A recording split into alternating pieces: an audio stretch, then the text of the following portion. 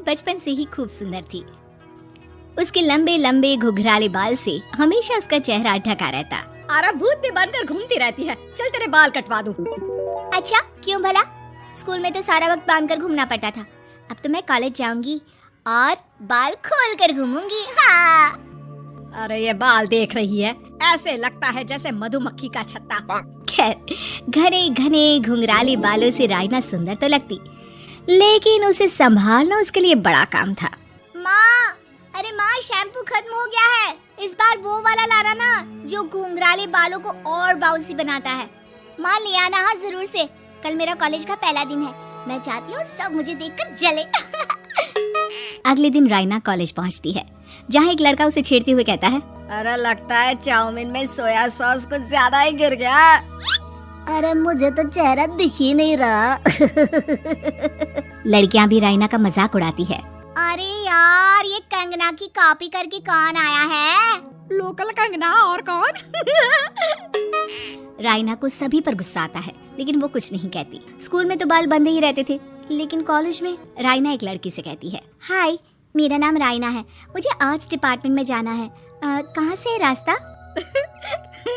अपने बाल हटा कर देखो, सामने ही बोर्ड लगा है। रायना को कॉलेज में भी दोस्त बनाने में दिक्कत आ रही थी। वो रोते रोते घर आ जाती है। माँ, मैं क्या करूं? आज तो सारा दिन लोगों ने न जाने क्या क्या बोलकर मेरा मजाक ही बना कर रख दिया। माँ प्लीज कुछ करो ना मेरे बालों का। मैंने तो पहले ही कहा था कटा दे, पर तू। अरे कटाने से क्या होगा, उल्टा जो थोड़े बांध कर ये इन्हें समेट सकती है ना, वो भी नहीं कर पाएगी। तो क्या मेरी कोई दोस्त नहीं बनेगी कॉलेज में, या मैं हमेशा लोगों के मजाक का ही शिकार होती रहूंगी? रायना जोर जोर से रोने लगती है। तभी उसका छोटा भाई आ जाता है और रायना के बालों के बीच एक पेंसिल छुपा देता है। तभी उसका दोस्त भी पीछे से आ जाता है। अरे ढूंढो ढूंढो, कहाँ है पेंसिल? मैं नहीं बताऊंगा। दोस्त काफी कोशिश करता है, लेकिन उसे पेंसिल नहीं मिलती। वो वहाँ से चला जाता है। थैंक्स दी, आज आपके बालों ने तो मुझे बचा ही लिया। अच्छा, बहुत दिनों के बाद बालों को लेकर कुछ अच्छा सुनने को मिला। मुझे भी पहले लगता था कि मेरे बाल सबसे सुंदर है, लेकिन अब पता चला। अरे क्या पता चला, क्या हो गया? देख, किसी भी चीज के ना दो पहलू होते हैं। या तो तुम बालों से ही लोगों का मन जीतो, या फिर रोती रहो। अब ऐसे घने बाल तो तुम्हें भगवान ने दिए हैं। रायना को पिता की बात समझ में आ जाती है। वो सोच लेती है कि जिन बालों के कारण वो कॉलेज में एक भी दोस्त नहीं बना पा रही है, उन्हीं बालों से वो दोस्तों की लाइन लगवा देगी। अगले दिन कॉलेज में डेस्क में रायना बालों को आगे कर लेती है और लोगों को लगता है कि रायना का चेहरा पीछे है, लेकिन रायना घने घुंघराले बालों को हटाकर हंसने लगती है। देखा मेरे बालों का कमाल, इससे मेरा चेहरा भी नहीं दिखता और मैं चलती क्लास में सो भी सकती हूँ। सभी रायना को देखकर हंसने लगते हैं। क्लास में परीक्षा चल रही होती है, तो रायना अपने बालों में चीटिंग के पेपर छुपा छुपा कर आसपास के बच्चों की मदद भी कर देती है, जिसके बाद से तो रायना क्लास की हीरोइन बन जाती है। वाह रायना, तेरे बाल तो बहुत कमाल के हैं। मैं तो इन्हीं के कारण पास हो गई। और पता है, मैं तो अपने काम का सामान रायना के बालों के बीच में ही फंसा देती हूँ। जैसे जैसे काम होता है वैसे वैसे इस्तेमाल करती हूँ। अब तो क्लास में हर कोई रायना के साथ बैठने की जिद करता। रायना में इसे लेकर घमंड आ जाता है। उसे लगता है कि वही क्लास की सबसे डिमांडिंग लड़की है। फिर एक दिन, मैं इस कॉलेज में नई नई आई हूँ, क्या आप मेरी दोस्त बनेंगी?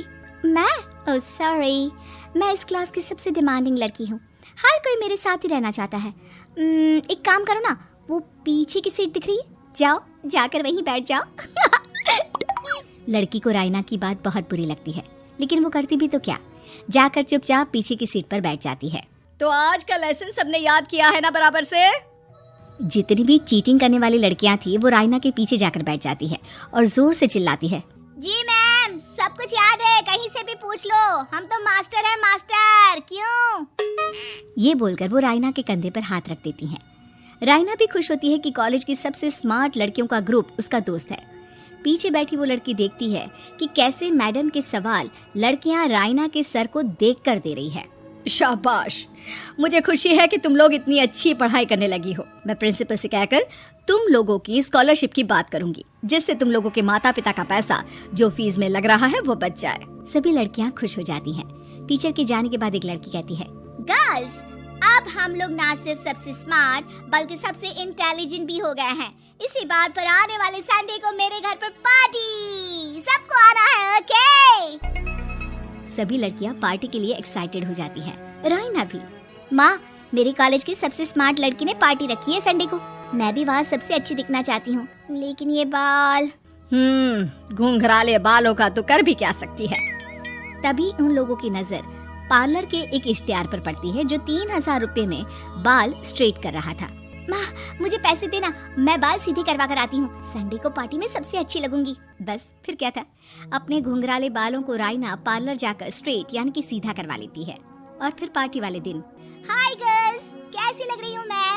ओह नो, शिट, ये क्या करवा लिया बालों का हाल? और जिसके घर पार्टी थी वो लड़की, अरे ये क्या करवा लिया? तुम्हें मालूम नहीं है जिस बालों में चीटिंग रखकर हम लोग टीचर के अगर इम्प्रेशन जमाते थे उन बालों को तुमने।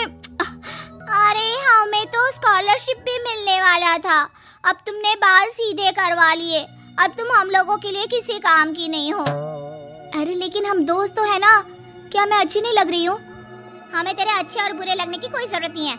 हम लोगों को तेरे बालों से फायदा था, अब वो नहीं है तो हम तेरे दोस्त भी नहीं है। जा जाकर बाल वापस घुंघराले करके आ, तभी तो हम लोगों की दोस्त बन सकती है।